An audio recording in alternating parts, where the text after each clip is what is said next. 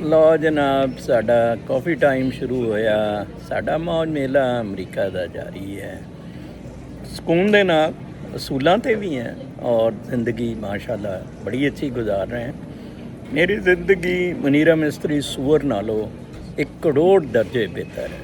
कोई स्ट्रेस नहीं, कोई हराम दी कमाई नहीं, कोई प्रेशर नहीं, कोई 25 करोड़ गालियाँ नहीं दे रहा, लानता नहीं भेज रहा। लोगों की समझ तो बाहर है। ये मेरी गल समझ नहीं आती कि ये पागल ने। पहले जरनैल किंदा रुसवा होए, किंदा गंदे होए, ये फिर अपना जनाब साहब उस तरह ही डटिया होया कंजर है। बड़ा कोई परले दर्जे का हरामजादा है, कुत्ते का तुखम है जी। ये बड़ी रसवाई होनी है, इन्हें बड़ा जलीलो खार होना तुसी देखना। लेकिन घट तुसी भी नहीं हो, घट तुसी भी नहीं हो, तुसी भी मादा प्रस्त हो।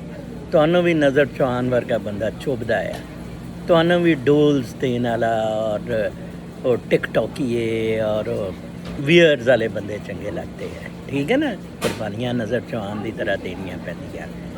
मनीरे मिस्त्री सूअर तू चाहे फील्ड मार्शल बन जा, कुत्ते दे तन हरामजादे दले, तू आखिर सवाल तेरा आ गया है, तेरा सवाल आ गया है 25 करोड़ अवाम दे।